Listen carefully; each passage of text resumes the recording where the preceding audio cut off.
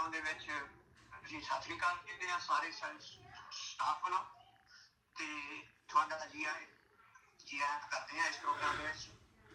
ਹਾਂਜੀ ਆਪਾਂ ਅੱਜ ਕਿਉਂਕਿ ਕੱਲ੍ਹ ਦਾ ਪ੍ਰੋਗਰਾਮ ਅਸਾਂ ਖ਼ਤਮ ਕਰਿਆ ਸੀਗਾ ਬੱਚਿਆਂ ਦੀ ਬਿਮਾਰੀ ਨਾਲ, ਅਤੇ ਅੱਗੇ ਵੀ ਅਸੀਂ ਬੱਚਿਆਂ ਦੇ ਸੰਬੰਧ ਦੇ ਵਿੱਚ ਹੀ ਇਹ ਪ੍ਰੋਗਰਾਮ ਸ਼ੁਰੂ ਕਰਨ ਵਾਲੇ ਹਾਂ ਕਿ ਜਿਹੜੀਆਂ ਉਹਨਾਂ ਦੀਆਂ ਪ੍ਰੋਬਲਮਸ ਰਹਿ ਗਈਆਂ ਹਨ ਅੱਗੇ ਆਉਣ ਵਾਲੇ ਜੀਵਨ ਦੇ ਵਿੱਚ, ਉਹਨਾਂ ਨੂੰ ਕੀ ਪ੍ਰੋਬਲਮਸ ਆਉਂਦੀਆਂ ਨੇ, ਆਪਾਂ ਉਹਨਾਂ ਨੂੰ ਅੱਜ ਤੋਂ ਸ਼ੁਰੂ ਕਰ ਰਹੇ ਹਾਂ ਤਾਂ ਕਿ ਸਿਲਸਿਲੇਵਾਰ ਜੀਵਨ ਦਾ ਰਸਤਾ ਜਿਹੜਾ ਅੱਗੇ ਸਾਫ਼ ਹੁੰਦਾ ਜਾਵੇ ਵੀ ਕੀ ਪ੍ਰੋਬਲਮਸ ਨੇ, ਅਸੀਂ ਉਹਨਾਂ ਦਾ ਕੀ ਹੱਲ ਕਰਨਾ ਆ।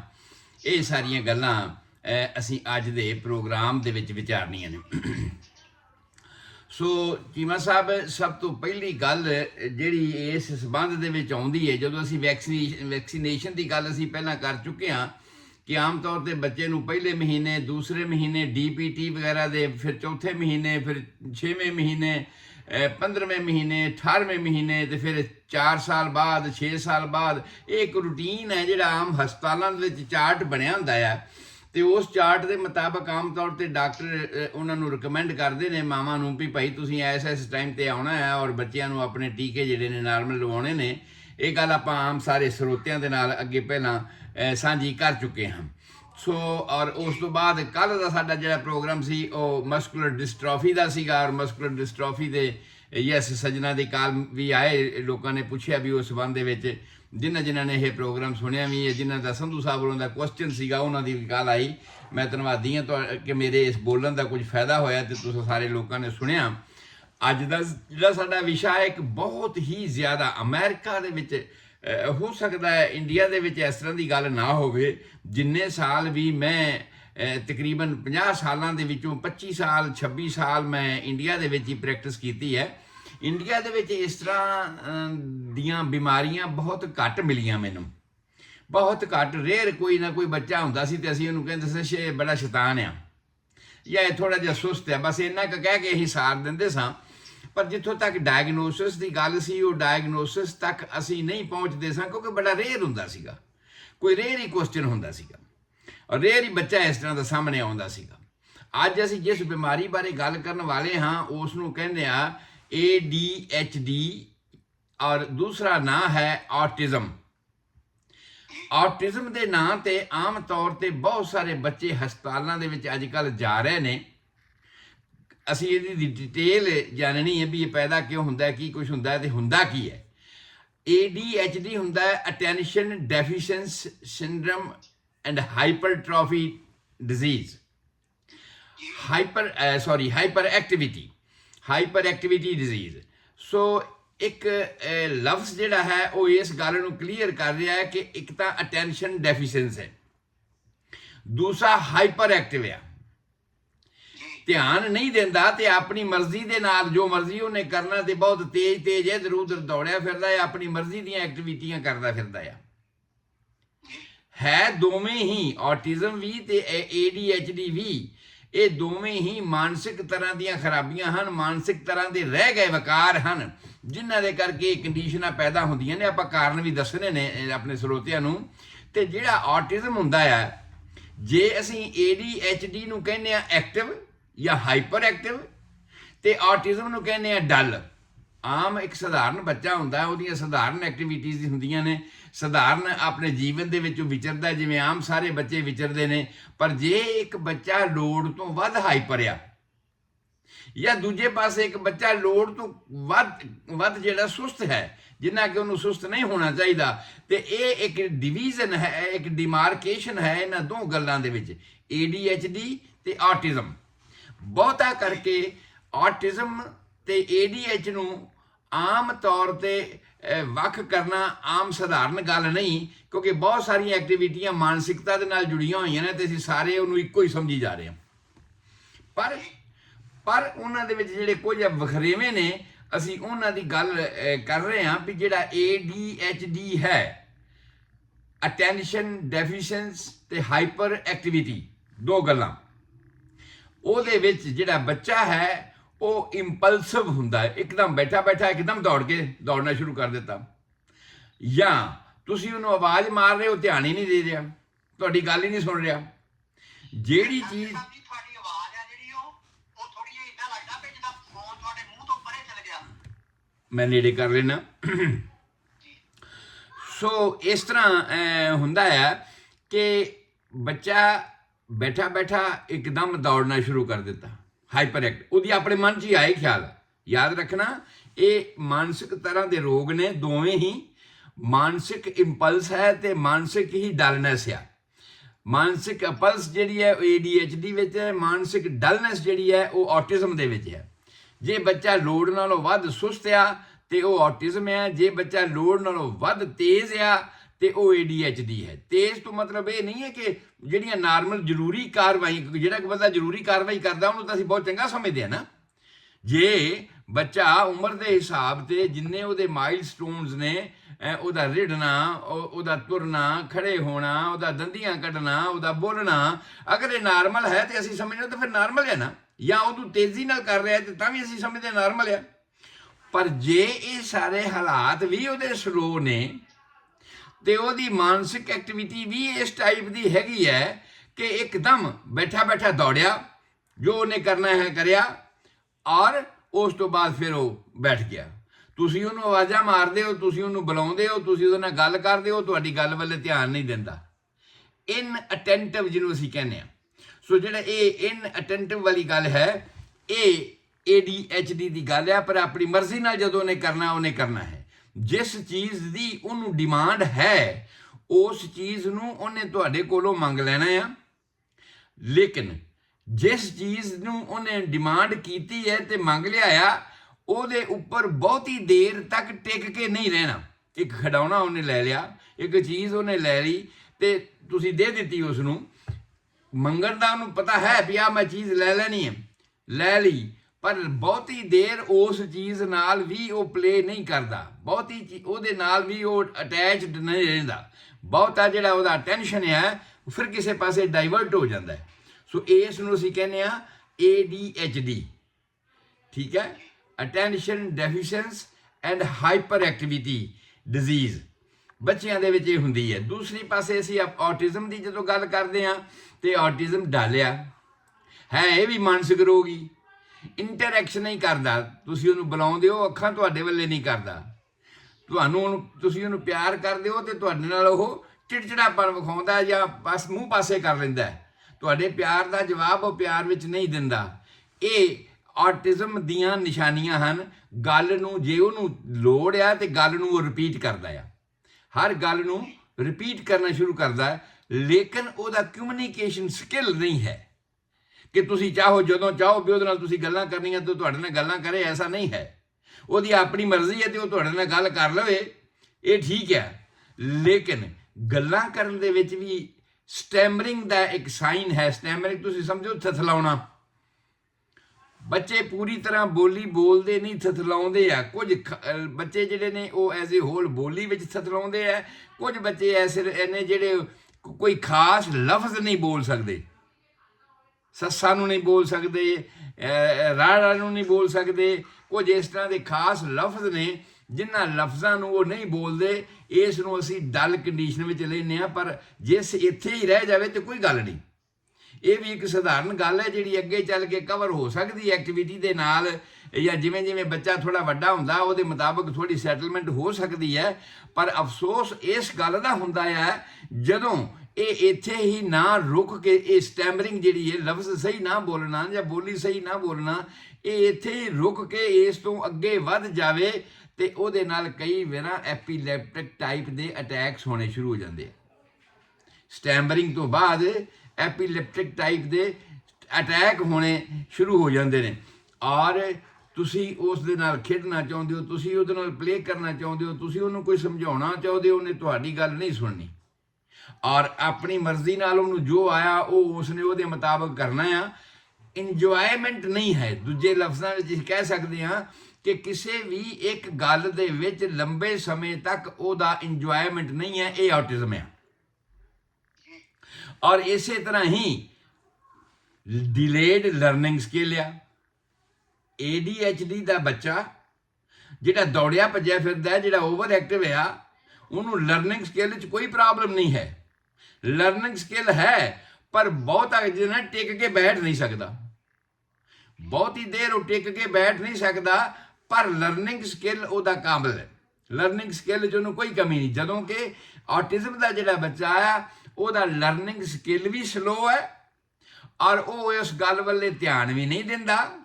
ਕੱਲਾ ਪੜ੍ਹਨ ਪੜ੍ਹਾਉਣ ਦੀ ਜਾਂ ਗੱਲਾਂ ਸਿੱਖਣ ਦੀ ਗੱਲ ਨਹੀਂ ਹੈਗੀ, ਜਿਹੜੀਆਂ ਚੀਜ਼ਾਂ ਆਮ ਉਹਦੀ ਜ਼ਰੂਰਤ ਦੀਆਂ ਨੇ, ਜਿਹਦੇ ਵਿੱਚ ਉਹਨੂੰ ਖੁਸ਼ੀ, ਅੱਜ ਇੱਕ ਗੱਲ, ਇੱਕ ਚੀਜ਼ ਖਿਡੌਣਾ ਲਿਆ, ਉਹਦੇ ਨਾਲ ਉਹਨੂੰ ਖੁਸ਼ੀ ਮਿਲੀ, ਲੇਕਿਨ ਉਹਦੇ ਨਾਲ ਕੱਲ੍ਹ ਨੂੰ ਖੁਸ਼ੀ ਨਹੀਂ ਮਿਲਣੀ ਉਸਨੂੰ, ਕੱਲ੍ਹ ਨੂੰ ਉਹ ਉਸ ਨੂੰ ਉਸੇ ਤਰ੍ਹਾਂ ਹੀ ਚੰਗਾ ਨਹੀਂ ਲੱਗਣਾ।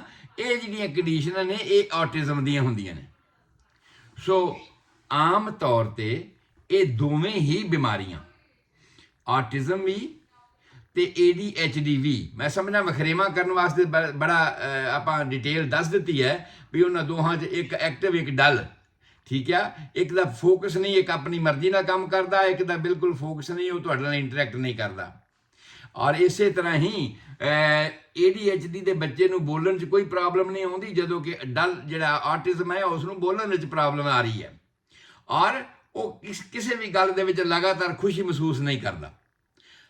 ਕਾਰਨ ਕੀ ਹੋ ਸਕਦੇ ਆ ਇਸ ਚੀਜ਼ ਦੇ ਵਿੱਚ? ਕਾਰਨ ਕੀ ਹੋ ਸਕਦੇ ਆ? ਕਾਰਨ ਇਹ ਆ ਕਿ ਆਮ ਤੌਰ 'ਤੇ ਇਹ ਜੈਨੇਟਿਕ ਤੌਰ 'ਤੇ ਵੀ ਆ ਸਕਦੀ ਹੈ, ਮਾਂ ਬਾਪ ਵੱਲੋਂ ਵੀ ਆ ਸਕਦੀ ਹੈ। ਬਿਹੇਵੀਅਰ ਡੈਫੀਸ਼ੀਐਂਸੀ ਸਿੰਡਰਮ ਅਗਰ ਮਾਂ ਬਾਪ ਦੇ ਵਿੱਚ ਹੈ ਤੇ ਬੱਚਿਆਂ 'ਚ ਡਿਵੈਲਪ ਕਰ ਸਕਦਾ ਹੈ। ਪ੍ਰੈਗਨੈਂਸੀ ਦੌਰਾਨ ਮਾਂ ਦੀ ਕੀ ਸਥਿਤੀ ਹੈ, ਮਾਨਸਿਕ ਤੌਰ 'ਤੇ, ਖਾਸ ਤੌਰ 'ਤੇ ਮਾਨਸਿਕ ਤੌਰ 'ਤੇ ਕੀ ਸਥਿਤੀ ਹੈ, ਇਸ ਤਰ੍ਹਾਂ ਦੀ ਸਥਿਤੀ ਦਾ ਵੀ ਬੱਚੇ ਦੇ ਦਿਮਾਗ 'ਤੇ ਬਹੁਤ ਅਸਰ ਪੈਂਦਾ ਹੈਗਾ। ਔਰ ਇਸ ਤਰ੍ਹਾਂ ਦੇ ਬੱਚੇ ਖਾਸ ਤੌਰ 'ਤੇ ADHD ਜਾਂ ਆਟਿਜ਼ਮ ਦੇ ਸ਼ਿਕਾਰ ਹੋ ਜਾਂਦੇ ਆ। ਦੂਸਰੀ ਗੱਲ, ਜਿਨ੍ਹਾਂ ਦੇ ਮਾਂ-ਬਾਪ, ਆਪਣੇ ਤੇ ਇੱਥੇ ਮਾਂ ਨਹੀਂ ਕਹਿ ਸਕਦੇ ਕਿਉਂਕਿ ਸਾਡੇ ਲੋਕ ਪੰਜਾਬੀ ਔਰਤਾਂ ਸ਼ਰਾਬ ਨਹੀਂ ਪੀਂਦੀਆਂ, ਪਰ ਗੋਰੇ ਤਾਂ ਸਾਰੇ, ਔਰਤਾਂ ਵੀ ਤੇ ਆਦਮੀ ਵੀ ਸਾਰੇ ਸ਼ਰਾਬ ਪੀਂਦੇ ਨੇ। ਜਿਨ੍ਹਾਂ ਦੇ ਪੇਰੈਂਟਸ ਨਸ਼ਾ ਕਰਦੇ ਨੇ, ਸ਼ਰਾਬ ਪੀਂਦੇ ਨੇ ਜਾਂ ਕਿਸੇ ਵੀ ਤਰ੍ਹਾਂ ਦੀ ਚੀਜ਼ ਇਸਤੇਮਾਲ ਕਰਦੇ ਨੇ, ਉਹਨਾਂ ਦੇ ਬੱਚਿਆਂ ਨੂੰ ADHD ਹੋਣ ਦੀ ਸੰਭਾਵਨਾ ਜ਼ਿਆਦਾ ਹੁੰਦੀ ਹੈ। ਜਿਨ੍ਹਾਂ ਘਰਾਂ ਦੇ ਵਿੱਚ ਬਹੁਤ ਜ਼ਿਆਦਾ ਮਾਹੌਲ ਤਣਾਅਪੂਰਨ ਰਹਿੰਦਾ ਹੈ, ਉਹਨਾਂ ਹਾਲਾਤਾਂ ਦੇ ਵਿੱਚ ਅਗਰ ਮਾਂ ਪ੍ਰੈਗਨੈਂਟ ਹੈ ਤੇ ਉਹਨਾਂ ਦੇ ਬੱਚਿਆਂ ਨੂੰ ਆਮ ਤੌਰ 'ਤੇ ADHD ਜਾਂ ਆਟਿਜ਼ਮ ਹੋਣਾ ਆਮ ਸੁਭਾਵਿਕ ਗੱਲ ਹੈਗੀ ਹੈ। ਜਿਹੜੇ ਬੱਚੇ ਸਕੂਲ ਏਜ ਵਿੱਚ ਜਾਣ ਸਮੇਂ ਵੀ ਉਹ ਸਕੂਲ ਏਜ ਦੇ ਬਰਾਬਰ ਦੇ ਨਹੀਂ ਹੋਏ, ਆਮ ਬੱਚਿਆਂ ਵਾਂਗ ਜੋ ਉਹਨਾਂ ਦਾ ਲਰਨਿੰਗ ਸਕਿੱਲ ਹੈ ਉਹ ਨਹੀਂ ਹੋਇਆ ਤੇ ਉਹ ਆਟਿਜ਼ਮ ਹੈ। ਉਹਦੇ ਹੋਣ ਦੇ ਪਿੱਛੇ ਕਾਰਨ ਇਹ ਹੈ ਕਿ ਕਈ ਮਾਵਾਂ ਵੱਡੀ ਵੱਧਦੀ ਉਮਰ ਤੱਕ ਵੀ ਮੈਰਿਜ ਨਹੀਂ ਕਰਦੀਆਂ, ਜਾਂ ਜੇ ਪ੍ਰੈਗਨੈਂਟ ਵੀ ਹੁੰਦੀਆਂ ਨੇ ਤੇ ਉਹ ਆਮ ਤੌਰ ਤੇ 35 ਸਾਲ ਦੀ ਉਮਰ ਤੋਂ ਬਾਅਦ, 35 ਸਾਲ ਦੀ ਉਮਰ ਤੋਂ ਬਾਅਦ ਆਮ ਤੌਰ ਤੇ ਹਾਰਮੋਨਲ ਫੇਜ਼ ਡਿਕਲਾਈਨ ਵਾਲੇ ਪਾਸੇ ਜਾਣਾ ਸ਼ੁਰੂ ਹੋ ਜਾਂਦਾ ਆ। ਤੇ ਜਿਹੜੀਆਂ ਮਾਵਾਂ ਮੈਂ ਪਹਿਲੀ ਦਫਾ ਦੀ ਗੱਲ ਕਰ ਰਿਹਾ, ਦੂਸਰੀ ਦਫਾ ਤਾਂ ਉਹ ਆਟੋਮੈਟਿਕ ਸਿਸਟਮ ਕੁਦਰਤ ਦਾ ਸਟਾਰਟ ਹੋ ਜਾਂਦਾ ਹੈ ਤੇ ਉਹਨਾਂ ਬੱਚਿਆਂ ਨੂੰ ਕੋਈ ਸੰਭਾਵਨਾ ਨਹੀਂ ਹੈਗੀ। ਪਰ ਜਿਹੜੀ ਮਾਂ ਪਹਿਲੀ ਦਫਾ ਮਾਂ ਬਣਨ ਜਾ ਰਹੀ ਹੈ ਔਰ ਉਹ 35 ਸਾਲ ਤੋਂ ਉੱਪਰ ਹੈ, ਉਹਦੇ ਬੱਚਿਆਂ ਨੂੰ ਆਟਿਜ਼ਮ ਹੋ ਜਾਣ ਦੀ ਸੰਭਾਵਨਾ ਹੈ। ਔਰ ਉਹ 35 ਸਾਲ ਆਮ ਤੌਰ 'ਤੇ ਇਸੇ ਕਰਕੇ ਕਹਿੰਦੇ ਆ ਨਾ ਅਸੀਂ ਕਿ ਆਮ ਤੌਰ 'ਤੇ ਜਿਹੜੀ ਮੈਰਿਜ ਹੋ ਜਾਣੀ ਚਾਹੀਦੀ, ਸਾਡੀ ਮੈਰਿਜ ਇਹ ਜੀਵਨ ਤੋਂ ਜੀਵਨ ਪੈਦਾ ਕਰਨ ਵਾਲੀ ਉਹ 22 ਤੋਂ 25 ਸਾਲ ਦੀ ਹੈ। ਔਰ ਉਸ ਤੋਂ ਬਾਅਦ ਅਗਰ ਹੈ ਤੇ ਲੇਟ ਹੀ ਹੋ ਰਿਹਾ, ਜਿੰਨਾ ਵੀ ਹੋ ਰਿਹਾ ਲੇਟ ਹੀ ਹੋ ਰਿਹਾ। ਪਰ ਜੇ ਤੁਸੀਂ 30 ਲੰਘ ਗਏ ਤੇ ਉਸ ਤੋਂ ਬਾਅਦ ਤੁਹਾਨੂੰ ਇਸ ਤਰ੍ਹਾਂ ਦੀਆਂ ਪ੍ਰੋਬਲਮ ਤੁਹਾਡੇ ਬੱਚਿਆਂ ਦੇ ਵਿੱਚ ਹੋਣੀਆਂ ਸੁਭਾਵਿਕ ਹਨ। ਔਰ ਨਾਰਮਲ ਤੌਰ ਤੇ ਹੋ ਸਕਦਾ, ਸਾਰਿਆਂ ਵਿੱਚ ਨਹੀਂ ਐਸੀ ਗੱਲ ਜਿਹੜੀ ਮੈਂ ਹੁਣ ਕਹਿ ਰਿਹਾ, ਸਾਰਿਆਂ ਦੇ ਵਿੱਚ ਆਮ ਤੌਰ ਤੇ ਨਾਰਮਲ ਡਿਲੀਵਰੀਆਂ ਵੀ ਨਹੀਂ ਹੁੰਦੀਆਂ। ਕਾਰਨ ਇਹ ਹੁੰਦਾ ਆ ਕਿ ਇਸ ਸਮੇਂ ਤੱਕ ਆ ਕੇ ਜਿਹੜੀ ਪੈਲਵਿਕ ਕੰਟਰੈਕਚਰ ਹੈ, ਪੈਲਵਿਕ ਜਿਹੜੀ ਸਾਡੀ ਹਿਪ ਬੋਨ ਹੈ ਜਿਹਦੇ ਵਿੱਚੋਂ ਬੱਚੇ ਦਾ ਨਿਕਾਸ ਹੋਣਾ ਆ, ਉਹ ਰਸਤੇ ਆਮ ਤੌਰ ਤੇ ਸਖਤ ਹੋਣੇ ਸ਼ੁਰੂ ਹੋ ਜਾਂਦੇ ਆ। ਔਰ ਉਹਨਾਂ ਦੇ ਸਖਤ ਹੋਣ ਕਰਕੇ ਉਹ ਲਚਕ ਜਿਹੜੀ ਡਿਲੀਵਰੀ ਸਮੇਂ ਪੈਦਾ ਹੁੰਦੀ ਹੈ ਆਮ ਯੰਗ ਲੜਕੀਆਂ ਦੇ ਵਿੱਚ ਉਹ ਨਹੀਂ ਹੋ ਸਕਦੀ, ਜਿਸ ਕਰਕੇ ਕਈ ਲੜਕੀਆਂ ਆਮ ਤੌਰ ਤੇ ਪਹਿਲੀ ਡਿਲੀਵਰੀ ਅਗਰ ਉਹਨਾਂ ਦੀ 35 ਸਾਲ ਤੋਂ ਬਾਅਦ ਹੋ ਰਹੀ ਹੈ ਤਾਂ ਉਹ ਆਮ ਤੌਰ ਤੇ ਪੈਲਵਿਕ ਡਿਸਪਰਪੋਰਸ਼ਨ ਦੀ ਸ਼ਿਕਾਰ ਹੁੰਦੀਆਂ ਨੇ। ਭਾਵ ਉਹਨਾਂ ਦਾ ਜਿਹੜਾ ਡਾਇਲਾਟੇਸ਼ਨ ਹੈ ਬੋਨ ਟੂ ਬੋਨ, ਇਸਚੀਅਮ ਟੂ ਇਸਚੀਅਮ, ਉਹ 10 ਸੈਂਟੀਮੀਟਰ ਵੀ ਨਹੀਂ ਹੁੰਦਾ, ਜਿਹਦੇ ਵਿੱਚੋਂ ਬੱਚੇ ਦਾ ਸਿਰ ਨਾਰਮਲੀ ਪਾਸ ਕਰ ਸਕੇ। ਔਰ ਇਸ ਤਰ੍ਹਾਂ ਦੀਆਂ ਡਿਲੀਵਰੀਆਂ ਆਮ ਤੌਰ ਤੇ ਜ਼ਿਆਦਾਤਰ ਸਿਜ਼ੇਰੀਅਨ ਹੁੰਦੀਆਂ ਨੇ।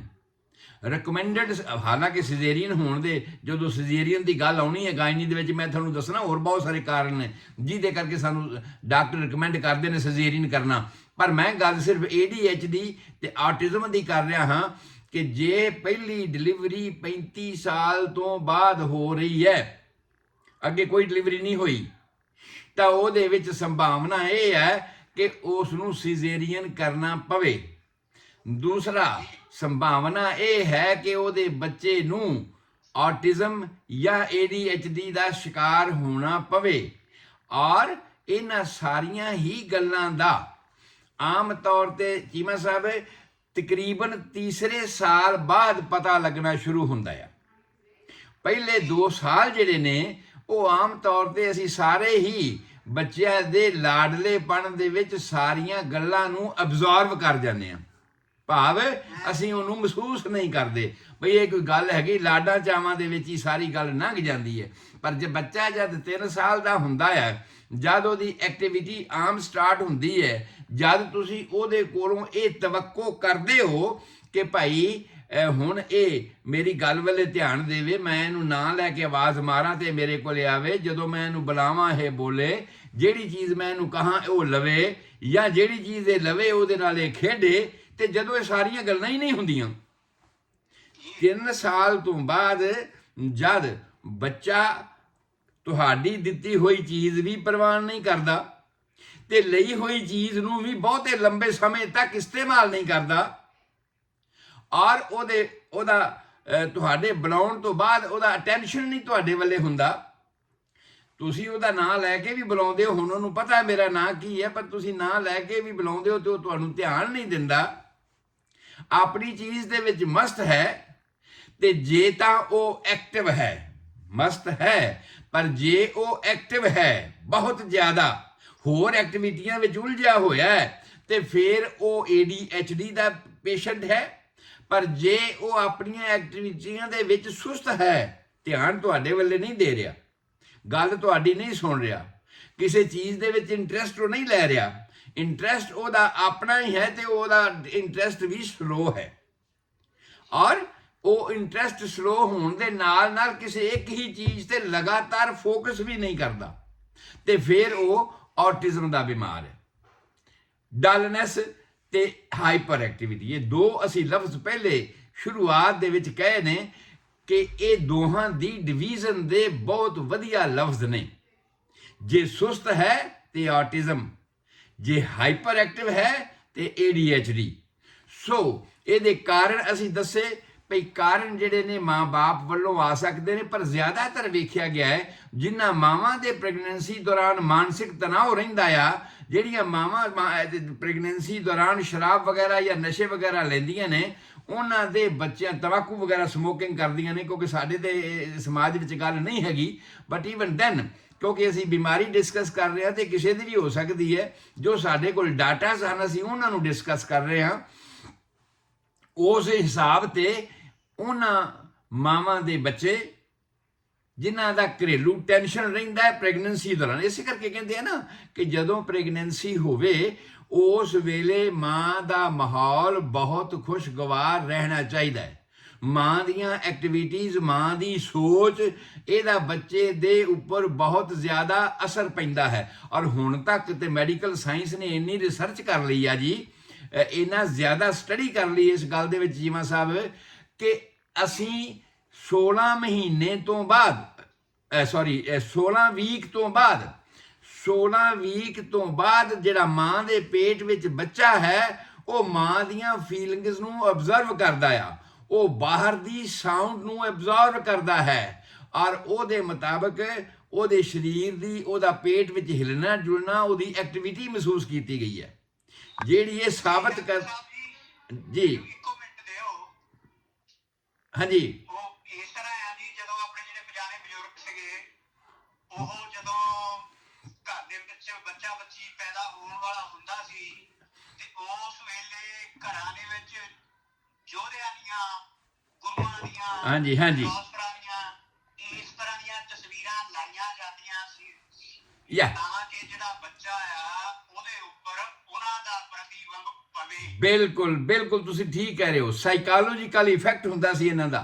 ਔਰ ਕਿਉਂਕਿ ਇਹ ਦੋਵੇਂ ਬਿਮਾਰੀਆਂ ਜਿਹੜੀਆਂ ਨੇ ਉਹ ਹੈ ਹੀ ਨਿਊਰੋ ਨਾਲ ਕੰਸਰਨ ਨੇ, ਸਾਡੇ ਬ੍ਰੇਨ ਦੇ ਨਾਲ ਕੰਸਰਨ ਹੈ, ਠੀਕ ਹੈ। ਨਿਊਰੋ ਇੰਪਲਸਿਵ ਤੇ ਨਿਊਰੋ ਡਲਨੈਸ, ਇਹ ਦੋ ਚੀਜ਼ਾਂ ਨੂੰ ਇੰਡੀਕੇਟ ਕਰਦੀ ਹੈ ਕਿ ਔਰ ਇਹਨਾਂ ਦਾ ਪ੍ਰਭਾਵ ਬਹੁਤ ਪੈਂਦਾ। ਜੋ ਤੁਸੀਂ ਕਹਿ ਰਹੇ ਹੋ ਕਿ ਉਸ ਵੇਲੇ ਫੋਟੋਆਂ ਲਾਈਆਂ ਜਾਂਦੀਆਂ ਸੀ, ਚੰਗੇ ਬੱਚੇ ਦੀਆਂ ਫੋਟੋ ਲਾਈ ਜਾਂਦੀਆਂ ਸੀ, ਗੁਰੂਆਂ ਦੀਆਂ ਤਸਵੀਰਾਂ ਲਾਈਆਂ ਜਾਂਦੀਆਂ ਸੀ, ਮਾਹੌਲ ਇਸ ਤਰ੍ਹਾਂ ਦਾ ਸਿਰਜਿਆ ਜਾਂਦਾ ਸੀ ਕਿ ਮਾਂ ਦਾ ਮਾਹੌਲ ਖੁਸ਼ਗਵਾਰ। ਔਰ ਇੱਕ ਹੋਰ ਗੱਲ ਸੀ ਕਿ ਪਹਿਲੇ ਜ਼ਮਾਨਿਆਂ ਦੇ ਵਿੱਚ ਜਦੋਂ ਪਹਿਲੀ ਪ੍ਰੈਗਨੈਂਸੀ ਹੁੰਦੀ ਸੀ ਤੇ ਆਮ ਤੌਰ ਤੇ ਕੁੜੀ ਨੂੰ ਉਹਦੇ ਪੇਕਿਆਂ ਤੇ ਘੱਲ ਦਿੱਤਾ ਜਾਂਦਾ ਸੀ।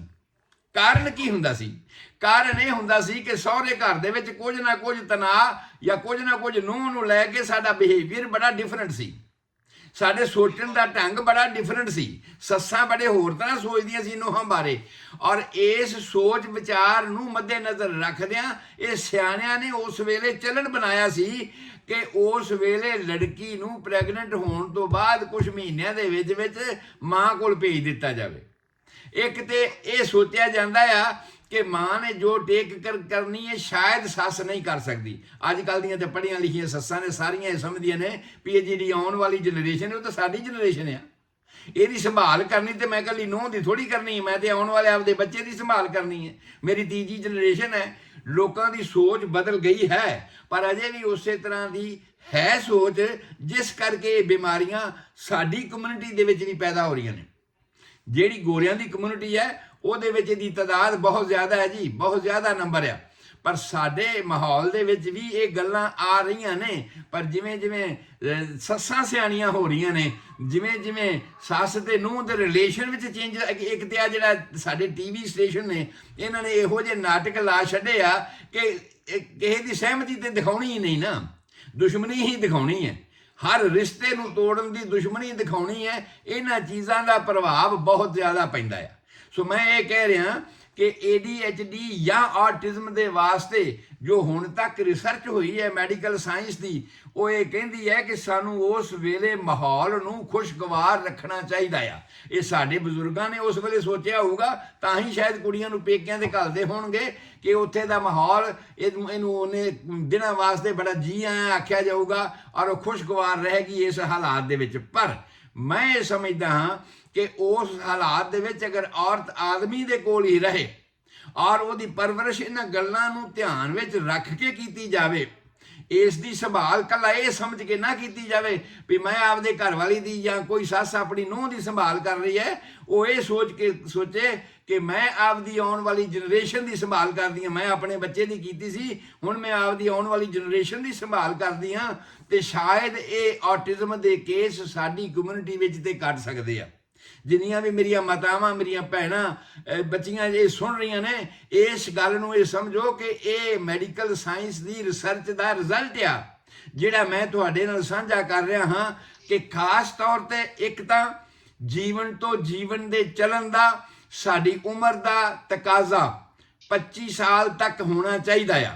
ਕੋਸ਼ਿਸ਼ ਹੋਵੇ ਕਿ ਸਾਡਾ ਪਹਿਲਾ ਬੱਚਾ 25 ਸਾਲ ਦੀ ਉਮਰ ਤੋਂ ਪਹਿਲਾਂ ਪੈਦਾ ਹੋ ਜਾਵੇ। ਉਸ ਤੋਂ ਬਾਅਦ ਤੁਹਾਡੇ ਜਿਹੜੇ ਵੀ ਬੱਚੇ ਆਉਂਦੇ ਨੇ, ਜੋ ਵੀ ਆਉਂਦੇ, ਕੋਈ ਗੱਲ ਨਹੀਂ, ਕਿਉਂਕਿ ਉਸ ਵੇਲੇ ਤੁਹਾਡੇ ਪੈਲਵਿਕ ਏਰੀਆ ਦੀ ਜਿਹੜੀ ਲਚਕ ਹੈ ਉਹ ਬਰਕਰਾਰ ਹੋ ਚੁੱਕੀ ਹੈ।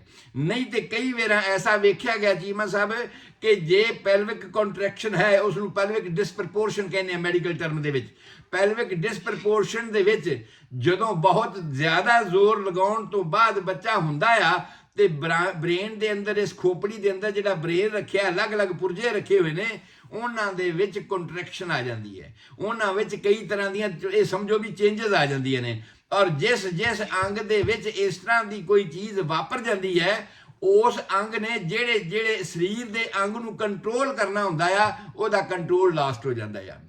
ਕਿਸੇ ਦੀਆਂ ਜਮਾਂਦਰੂ ਅੱਖਾਂ ਦੀ ਨਜ਼ਰ ਚਲੇ ਜਾਂਦੀ ਆ, ਕੋਈ ਬੱਚਾ ਜਮਾਂਦਰੂ ਬੋਲਾ ਹੋ ਜਾਂਦਾ ਹੈ, ਸੁਣਦਾ ਹੀ ਨਹੀਂ ਉਹਨੂੰ, ਹਾਂਜੀ ਅੱਜ ਕੱਲ ਸਾਰੇ ਬੱਚਿਆਂ ਦੇ ਟੈਸਟ ਇਸੇ ਕਰਕੇ ਕਰਨ ਲੱਗੇ, ਪਤਾ ਨਹੀਂ ਇਹਦਾ ਕੀ ਮਾਹੌਲ ਸੀ ਜਿਸ ਮਾਹੌਲ ਦੇ ਵਿੱਚ ਇਹ ਪੈਦਾ ਹੋਇਆ ਕਿ ਇਹਨਾਂ ਨੂੰ ਇਹ ਬਿਮਾਰੀਆਂ, ਇਹ ਵੀ ਸਿੰਪਟਮਸ ਨੇ ਸਾਡੇ ADHD ਜਾਂ ਆਟਿਜ਼ਮ ਦੇ ਸਟਾਰਟਿੰਗ ਦੇ ਸਿੰਪਟਮਸ ਨੇ ਕਿ ਇਹੋ ਜਿਹੀਆਂ ਕੰਡੀਸ਼ਨਾਂ ਹੋ ਸਕਦੀਆਂ ਨੇ ਸਾਡੇ ਉਸ ਇਨਵਾਇਰਨਮੈਂਟ ਦੇ ਕਰਕੇ, ਜਿਹੜਾ ਇਨਵਾਇਰਨਮੈਂਟ ਮਾਂ ਦੀ ਪ੍ਰੈਗਨੈਂਸੀ ਦੇ ਸਮੇਂ ਸੀ ਤੇ ਉਹ ਪ੍ਰੈਗਨੈਂਸੀ 25 ਸਾਲ ਤੋਂ ਬਾਅਦ ਦੀ ਸੀ। ਅਸੀਂ 35 ਸਾਲ ਦਾ ਟਾਰਗੇਟ ਸਮਝਦੇ ਹਾਂ ਕਿ ਅਗਰ 35 ਸਾਲ ਤੋਂ ਬਾਅਦ ਐਸਾ ਹੋਇਆ ਤੇ ਬਹੁਤ ਸਾਰੇ ਪਰਸੈਂਟੇਜ ਜਿਹੜੇ ਬੱਚੇ ਹੋਣ ਵਾਲੇ ਨੇ ਉਹਨਾਂ ਨੂੰ ADHD ਆਟਿਜ਼ਮ ਦੀ ਤਕਲੀਫ ਹੋਏਗੀ। ਹੁਣ ਆਇਆ ਅਗਲਾ ਚੈਪਟਰ।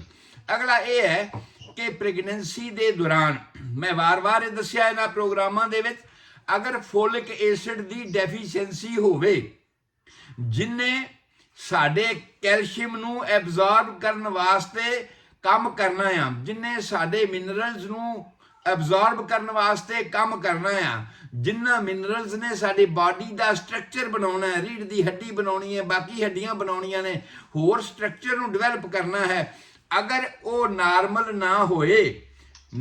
ਨਾ ਹੋਏ ਤਾਂ ਉਸ ਹਾਲਾਤ ਵਿੱਚ ਹੋਣ ਵਾਲੇ ਬੱਚੇ ਨੂੰ ADHD ਜਾਂ ਆਟਿਜ਼ਮ ਹੋਣਾ ਸੁਭਾਵਿਕ ਗੱਲ ਹੈਗੀ ਹੈ। ਇਸ ਕਰਕੇ ਉਸ ਸਮੇਂ ਤੇ ਇਹਨਾਂ ਚੀਜ਼ਾਂ ਦਾ ਖਿਆਲ ਰੱਖਣ ਦੀ ਬਹੁਤ ਲੋੜ ਹੈਗੀ ਹੈ ਕਿ ਮਾਂ ਨੂੰ ਖੁਰਾਕ ਬੜੀ ਸੰਤੁਲਿਤ ਦਿੱਤੀ ਜਾਵੇ ਜਿਹਦੇ ਵਿੱਚ ਪੂਰੇ ਮਿਨਰਲਸ ਹੋਣ। ਬਾਵਜੂਦ ਇਸ ਦੇ ਵੀ ਚੀਮਾ ਸਾਹਿਬ, ਮੈਂ ਕੱਲ ਵੀ ਇਹ ਗੱਲ ਕਰੀ ਸੀ ਤੇ ਅੱਜ ਫਿਰ ਦੁਹਰਾ ਰਿਹਾ ਹਾਂ ਕਿ ਬਾਵਜੂਦ ਇਸ ਦੇ ਵੀ ਕਿ ਤੁਹਾਡੀ ਖੁਰਾਕ ਪੂਰੇ ਮਿਨਰਲਸ ਹਨ, ਬੱਚੇ ਨੂੰ ਤੁਸੀਂ ਦੇ ਰਹੇ ਹੋ। ਮੈਂ ਮਾਂ ਦੀ ਗੱਲ ਅੱਜ ਕਰ ਰਿਹਾ ਹਾਂ, ਕੱਲ ਬੱਚੇ ਦੀ ਗੱਲ ਕਰੀ ਸੀ, ਔਰ ਉਹਦੇ ਵਿੱਚ ਵੀ ਮੈਂ ਇਹੀ ਗੱਲ ਕਹਿਣੀ ਚਾਹਣਾ ਕਿ ਤੁਸੀਂ ਮਾਂ ਨੂੰ ਜਿਹੜੀ ਖੁਰਾਕ ਦੇ ਰਹੇ ਹੋ ਜ਼ਰੂਰੀ ਨਹੀਂ ਉਹਦੇ ਸਰੀਰ ਦੇ ਵਿੱਚ ਪੂਰੀ ਤਰ੍ਹਾਂ ਅਸਿਮੀਲੇਟ ਹੋ ਰਹੀ ਹੈ, ਜ਼ਰੂਰੀ ਨਹੀਂ ਕਿ ਉਸ ਖੁਰਾਕ ਦਾ ਬੱਚੇ ਨੂੰ ਉੱਤੇ ਪੂਰਾ ਅਸਰ ਹੋ ਰਿਹਾ ਹੈ। ਕਈ ਮਾਵਾਂ ਬਹੁਤ ਮੋਟੀਆਂ ਤਾਜ਼ੀਆਂ ਤੇ ਹੈਲਦੀ ਹੁੰਦੀਆਂ ਨੇ ਤੇ ਬੱਚੇ ਜਿਹੜੇ ਅੰਡਰਵੇਟ ਹੁੰਦੇ ਆ, ਔਰ ਇਹ ਸਾਰੀਆਂ ਗੱਲਾਂ ਦਾ ਅੱਜ ਕੱਲ੍ਹ ਤੇ ਸਾਡੇ ਕੋਲ ਇੰਨਾ ਚੈੱਕਅਪ ਹੋ ਗਿਆ ਹੈ, ਇੰਨੀ ਡਿਟੇਲ ਆ ਗਈ ਹੈ ਕਿ ਅਸੀਂ ਮਾਂ ਦੇ ਪੇਟ ਵਿੱਚ ਹੀ ਬੱਚੇ ਦਾ ਅੰਦਾਜ਼ਾ ਲਗਾ ਸਕਦੇ ਹਾਂ ਕਿ ਬੱਚੇ ਦੀ ਕੰਡੀਸ਼ਨ ਕੀ ਹੈ, ਸਿਹਤ ਦੀ ਉਹਦੀ ਕਿਸ ਤਰ੍ਹਾਂ ਦੀ ਹੈਗੀ ਹੈ, ਸਾਰੀ ਡਿਵੈਲਪਮੈਂਟ ਉਹਦੀ ਕਿਵੇਂ ਆ, ਕਿਉਂਕਿ ਸਾਡੇ ਕੋਲ ਡਾਟਾ ਇੱਕ ਦਿਨ ਦਾ ਹੈ ਜਿਸ ਦਾ ਓਵਮ ਫਰਟੀਲਾਈਜ਼ਡ ਹੋਇਆ ਉਸ ਤੋਂ ਲੈ ਕੇ ਤੇ ਬੱਚੇ ਦੇ 280 ਦਿਨਾਂ ਦਾ ਵੇਰਵਾ ਸਾਡੇ ਕੋਲ ਹੈ ਕਿ ਕਿਸ ਦਿਨ ਦੇ ਵਿੱਚ ਕਿਹੜੀ ਚੀਜ਼ ਦੀ ਡਿਵੈਲਪਮੈਂਟ ਹੋਣੀ ਹੈ ਤੇ ਅਸੀਂ ਉਹਨਾਂ ਨੂੰ ਜਦੋਂ ਚਾਹੀਏ ਅਲਟਰਾਸਾਊਂਡ ਕਰਕੇ ਵੇਖ ਸਕਦੇ ਹਾਂ ਵੀ ਕਿਹੜੀ ਡੈਫੀਸ਼ੀਐਂਸੀ ਹੈ। ਮੇਰਾ ਕਹਿਣ ਤੋਂ ਭਾਵ ਇਹ ਹੈ ਸਾਰੀ ਗੱਲ ਕਿ ਅਸੀਂ ਖੁਰਾਕ ਵੀ ਦਈਏ ਪਰ ਇਹ ਵੀ ਨਾਲ ਲਾਜ਼ਮੀ ਬਣਾਈਏ ਕਿ ਕੀ ਇਸ ਖੁਰਾਕ ਦਾ ਹੋਣ ਵਾਲੇ ਬੱਚੇ ਤੇ ਪੂਰਾ ਅਸਰ ਹੋ ਰਿਹਾ ਹੈ ਕਿ ਨਹੀਂ। ਐਸਾ ਤਾਂ ਨਹੀਂ ਕਿ ਮਾਂ ਦੀ ਸਿਹਤ ਤੇ ਫੁੱਲਦੀ ਜਾ ਰਹੀ ਹੈ, ਮਾਂ ਨੂੰ ਤਾਂ ਖੁਰਾਕ ਦੇ ਰਹੇ ਹੋ ਲੇਕਿਨ ਉਹ ਅਸਿਮੀਲੇਟ ਨਹੀਂ ਹੋ ਰਹੀ, ਕਿਉਂਕਿ ਤੁਹਾਨੂੰ ਪਤਾ ਹੈ ਨਾ ਰਸਤੇ ਦੇ ਵਿੱਚ ਇੱਕ ਬੈਰੀਅਰ ਲੱਗਾ ਹੋਇਆ ਜਿਹਨੂੰ ਪਲਸੈਂਟਾ ਕਹਿੰਦੇ ਆ, ਔਰ ਪਲਸੈਂਟੇ ਦੇ ਵਿੱਚ ਬਹੁਤ ਸਾਰੀਆਂ ਚੀਜ਼ਾਂ ਜਿਹੜੀਆਂ ਮਾਂ ਖਾ ਰਹੀ ਹੈ ਉਹ ਬੱਚੇ ਤੱਕ ਨਹੀਂ ਪਹੁੰਚ ਰਹੀਆਂ। ਮਾਂ ਉਹ ਬੱਚੇ ਤੱਕ ਉਹੀ ਪਹੁੰਚਣੀਆਂ ਨੇ ਜਿਹੜੀਆਂ ਉਹ ਸਮਝਦਾ ਹੈ ਕਿ ਠੀਕ ਨੇ, ਵਾਜਬ ਨੇ। ਇੱਕ ਤਰ੍ਹਾਂ ਦਾ ਜਿਵੇਂ ਚੈੱਕ ਪੋਸਟ ਹੁੰਦੀ ਹੈ ਇੰਟਰਨੈਸ਼ਨਲ ਬਾਰਡਰ ਦੇ ਕਸਟਮ ਵਾਲਿਆਂ ਦੀ, ਇਹ ਪਲਸੈਂਟਾ ਸਾਡਾ ਉਹ ਕੰਮ ਕਰਦਾ ਹੈ। ਸੋ ਸਾਨੂੰ ਉਸ ਨੂੰ ਵੀ ਚੈੱਕਅਪ ਕਰਨ ਦੀ ਜ਼ਰੂਰਤ ਹੈ, ਜਾਣਨ ਦੀ ਜ਼ਰੂਰਤ ਹੈ ਕਿ ਸਾਡਾ ਉਹ ਜਿਹੜਾ ਸਿਸਟਮ ਹੈ ਉਹ ਸਾਰਾ ਨਾਰਮਲ ਹੈ ਤੇ ਬੱਚੇ ਨੂੰ ਜਿਹੜੀ ਖੁਰਾਕ ਦਿੱਤੀ ਜਾ ਰਹੀ ਹੈ ਉਹਦਾ ਪੂਰਾ ਇਫੈਕਟ ਬੱਚੇ ਨੂੰ ਹੋ ਰਿਹਾ ਹੈ ਤਾਂ ਕਿ ਹੋਣ ਵਾਲਾ ਜਿਹੜਾ ਬੱਚਾ ਹੈ ਉਹ ਹੈਲਦੀ ਤੇ ਤੰਦਰੁਸਤ ਹੋਵੇ। ਅੱਜ ਕੱਲ੍ਹ ADHD ਨੂੰ ਕੰਟਰੋਲ ਕਰਨ ਵਾਸਤੇ ਇਸ ਤਰ੍ਹਾਂ ਦੇ ਬਹੁਤ ਸਾਰੇ ਸਕੂਲ ਬਣ ਗਏ ਆ, ਬਹੁਤ ਸਾਰੀ ਡਿਵੈਲਪਮੈਂਟ ਅੱਗੇ ਹੋ ਗਈ ਹੈ ਕਿ ਅਸੀਂ ਇਹਨਾਂ ਨੂੰ ਮੇਨਟੇਨ ਕਰ ਸਕਦੇ ਹਾਂ। ਜਦੋਂ ਬੰਦਾ ਵੱਡਾ ਹੁੰਦਾ ਹੈ, ਸਮਾਂ ਵੀ ਸਾਡਾ ਸਮਾਪਤ ਹੋ ਰਿਹਾ ਹੈ ਤੇ ਮੈਂ ਇਸ ਚੈਪਟਰ ਨੂੰ ਵੀ ਸਮਾਪਤ ਕਰ ਰਿਹਾ ਕਿ ਜ਼ਰੂਰੀ ਨਹੀਂ ਕਿ ਬੱਚਿਆਂ ਦੇ ਵਿੱਚ ਹੀ ਗੱਲ ਹੋਵੇ, ਵੱਡਿਆਂ ਦੇ ਵਿੱਚ ਵੀ ਗੱਲ ਹੁੰਦੀ ਹੈ। ਐਬਸੈਂਟ ਮਾਈਂਡਡਨੈਸ ਇੱਕ ਲਫ਼ਜ਼ ਹੈ ਜਿਹੜਾ ਅਸੀਂ ਆਮ ਇਸਤੇਮਾਲ ਕਰਦੇ ਹਾਂ। ਭਈ ਯਾਰ ਇਹ ਤੇ ਗੱਲ ਮੈਂ ਤੈਨੂੰ ਆਖਿਆ ਸੀ ਤੂੰ ਬਾਜ਼ਾਰ 'ਚ ਚੱਲਿਆ ਤੇ ਫਲਾਣਾ ਚੀਜ਼ ਲੈ ਕੇ ਆਵੀਂ, ਹਾਂਜੀ ਤੁਸੀਂ ਗਏ ਬਾਜ਼ਾਰ 'ਚ ਚੀਜ਼ ਲੈ ਕੇ ਨਹੀਂ ਆਏ ਤੇ ਘਰੇ ਆਉਂਦੇ ਆ ਕੁਝ ਉਹ ਯਾਰ ਮੈਨੂੰ ਤਾਂ ਯਾਦ ਨਹੀਂ ਰਿਹਾ, ਮੈਨੂੰ ਤਾਂ ਯਾਦ ਨਹੀਂ ਰਿਹਾ। ਅਸੀਂ ਆਮ ਲਫ਼ਜ਼ ਕਹਿੰਦੇ ਹਾਂ ਪਰ ਮੈਡੀਕਲ ਟਰਮ ਦੇ ਵਿੱਚ ਕਹਿੰਦੇ ਆ ਐਬਸੈਂਟ ਮਾਈਂਡਡਨੈਸ। ਜਦੋਂ ਇਹ ਐਬਸੈਂਟ ਮਾਈਂਡਡਨੈਸ ਵੱਡਿਆਂ ਦੇ ਵਿੱਚ ਰੂਟੀਨ ਵਿੱਚ ਹੋਣੀ ਸ਼ੁਰੂ ਹੋ ਜਾਵੇ ਔਰ ਉਹਦੀ ਪਿਛਲੀ ਹਿਸਟਰੀ ਦੇ ਵਿੱਚ ਇਸ ਤਰ੍ਹਾਂ ਦੀ ਹੋਵੇ ਕਿ ਉਹ ਡਿਲੇਡ ਹੈ ਆਪਣੀ ਲਰਨਿੰਗ ਦੇ ਵਿੱਚ ਜਾਂ ਉਹ ਹਾਈਪਰ ਐਕਟਿਵ ਹੈ ਆਪਣੇ ਲਾਈਫ ਪਹਿਲੇ ਪੈਟਰਨ ਦੇ ਵਿੱਚ, ਤਾਂ ਤੁਸੀਂ ਇਹ ਸਮਝੋ ਕਿ ਅਜੇ ਉਹ ਜਿਹੜੇ ਸਾਈਨ ਐਂਡ ਸਿੰਪਟਮ ਸੀ ਉਹਨਾਂ ਨੇ ਪੂਰਾ ਕਵਰ ਅਪ ਨਹੀਂ ਕੀਤਾ ਆਪਣੀ ਏਜ ਦੇ ਮੁਤਾਬਕ। ਜਿਸ ਏਜ ਵਿੱਚ ਉਹ ਹੁਣ 30 ਹੈ, 35 ਹੈ ਜਾਂ 32 ਹੈ, ਜਿੰਨਾ ਵੀ ਹੈ, ਉਸ 30, 35, 32 ਦੀ ਏਜ ਵਿੱਚ ਜੋ ਉਹਦੀ ਐਕਟੀਵਿਟੀ ਜਾਂ ਜੋ ਉਹਦੀ ਮਾਨਸਿਕ ਸਥਿਤੀ ਹੋਣੀ ਚਾਹੀਦੀ ਸੀ, ਜੇ ਉਹ ਨਹੀਂ ਹੈ ਤਾਂ ਇਹਦਾ ਮਤਲਬ ਹੈ ਕਿ ਉਹਦੇ ਬਚਪਨ ਦੀ ਹਿਸਟਰੀ ਸਾਨੂੰ ਲੈਣ ਦੀ ਲੋੜ ਆ, ਤੇ ਉਸ ਬਚਪਨ ਦੀ ਹਿਸਟਰੀ ਦੇ ਵਿੱਚ ਜੇ ਉਹਦੇ ADHD ਜਾਂ ਆਟਿਜ਼ਮ ਦੇ ਸਾਈਨ ਸਨ ਤਾਂ ਸਮਝੋ ਅਜੇ ਉਹ ਸਥਿਰ ਹੈ, ਉਸੇ ਤਰ੍ਹਾਂ ਹੈ। ਪਰ ਇੱਕ ਗੱਲ ਇਹ ਸਾਨੂੰ ਕੱਢਣੀ ਪੈਗੀ ਚੀਮਾ ਸਾਹਿਬ ਕਿ ਕਈ ਵੇ ਨਾ ਓਵਰਬਰਡਨ ਹੋਣ ਕਰਕੇ ਵੀ ਅਸੀਂ ਇਹੋ ਜਿਹੀ ਗੱਲਾਂ ਵਿਸਾਰ ਦਿੰਦੇ ਹਾਂ ਵੀ ਨਹੀਂ, ਯਾਦ ਨਹੀਂ ਰਿਹਾ। ਸੋ ਇਹ ਵੀ ਸਾਨੂੰ ਕਰਨ ਦੀ ਲੋੜ ਹੈਗੀ ਹੈ। ਸੋ ਸਾਡੀਆਂ ਸਾਰੀਆਂ ਗੱਲਾਂ ਖੁਰਾਕ ਦੇ ਨਾਲ ਜੁੜੀਆਂ ਨੇ। ਆਪਣਾ ਅੱਜ ਦਾ ਸਮਾਂ ਸਮਾਪਤ ਹੋ ਰਿਹਾ ਹੈ। ਕੱਲ੍ਹ ਨੂੰ ਅੱਗੇ ਫੇਰ ਅਸੀਂ ਹੋਰ ਨਵੀਆਂ ਬਿਮਾਰੀਆਂ ਜਿਹੜੀਆਂ ਬਚਪਨ ਦੀਆਂ ਨੇ, ਕਿਉਂਕਿ ਬਚਪਨ ਤੇ ਜੀਵਨ ਨੂੰ ਅਸੀਂ ਬਚਪਨ ਤੇ ਲੈ ਕੇ ਆਏ ਹਾਂ, ਤੇ ਬਚਪਨ ਦੇ ਵਿੱਚ ਜਿਹੜੀਆਂ ਬਿਮਾਰੀਆਂ ਸਾਡੇ ਸਾਹਮਣੇ ਆ ਸਕਦੀਆਂ ਨੇ ਅਸੀਂ ਉਹਨਾਂ ਨੂੰ ਡਿਸਕਸ ਕਰ ਰਹੇ ਹਾਂ। ਤੇ ਇਹ ਜਿਹੜਾ ਆਟਿਜ਼ਮ ਤੇ ADHD ਹੈ, ਇਹਨੂੰ ਅਸੀਂ ਅੱਜ ਡਿਸਕਸ ਕੀਤਾ। ਇਲਾਜ ਪ੍ਰਬੰਧਾਂ ਵਾਸਤੇ ਅੱਜ ਕੱਲ੍ਹ ਕਲੀਨਿਕਾਂ ਬਣੀਆਂ ਨੇ, ਮੈਨੇਜਮੈਂਟ ਵਾਸਤੇ ਸਾਡੇ ਸਕੂਲ ਇਸ ਤਰ੍ਹਾਂ ਦੇ ਬਣੇ ਨੇ ਜਿੱਥੇ ਇਸ ਤਰ੍ਹਾਂ ਦੇ ਬੱਚਿਆਂ ਨੂੰ ਮੈਨੇਜ ਕੀਤਾ ਜਾਂਦਾ, ਦੱਸਿਆ ਜਾਂਦਾ ਹੈਗਾ। ਸੋ ਮੈਂ ਗੁਰਦੀਪ ਸਿੰਘ ਸੰਧੂ ਤੁਹਾਡਾ ਹੋਮਿਓਪੈਥਿਕ ਕੰਸਲਟੈਂਟ ਤੁਹਾਡੀ ਸੇਵਾ 'ਚ ਹਾਜ਼ਰ ਹਾਂ। 7021 ਵਿਲੇਜ ਪਾਰਕਵੇ ਡਬਲਨ ਦੇ ਉੱਪਰ। ਮੇਰਾ ਫੋਨ ਨੰਬਰ 4006871899। ਕਿਸੇ ਵੀ ਵੇਲੇ ਤੁਸੀਂ ਮੇਰੇ ਨਾਲ ਗੱਲ ਕਰਨਾ ਚਾਹੁੰਦੇ ਹੋ ਤਾਂ ਇਸ ਫੋਨ ਤੇ ਕਰ ਸਕਦੇ ਹੋ, ਜਾਂ ਕੋਈ ਸਵਾਲ ਭੇਜਣਾ ਚਾਹੁੰਦੇ ਹੋ ਤਾਂ ਈਮੇਲ ਦੇ ਉੱਪਰ ਵੀ ਭੇਜ ਸਕਦੇ ਹੋ, homeomedicine@yahoo.com HOMEOMEDICINE@yahoo.com। ਤੁਹਾਡਾ ਸਾਰਿਆਂ ਦਾ ਰੱਬ ਰਾਖਾ, ਤੁਹਾਡੇ ਸਾਰਿਆਂ ਦੀ ਚੰਗੀ ਸਿਹਤ ਲਈ ਦੁਆ ਕਰਦਾ ਹਾਂ। ਸਤਿ ਸ਼੍ਰੀ ਅਕਾਲ, ਆਦਾਬ, ਨਮਸਕਾਰ। ਜੀ ਡਾਕਟਰ ਸਾਹਿਬ ਜੀ, ਬਹੁਤ ਧੰਨਵਾਦ ਤੁਹਾਡਾ। ਬਹੁਤ ਕੀਮਤੀ ਖਬਰਾਂ ਸਾਰਾ ਤੁਸੀਂ ਦੇ ਕੇ ਜਾਂਦੇ ਹੋ ਸਾਡੇ ਸਮਾਜ ਦੀ ਸੁਧਾਰ ਵਾਸਤੇ।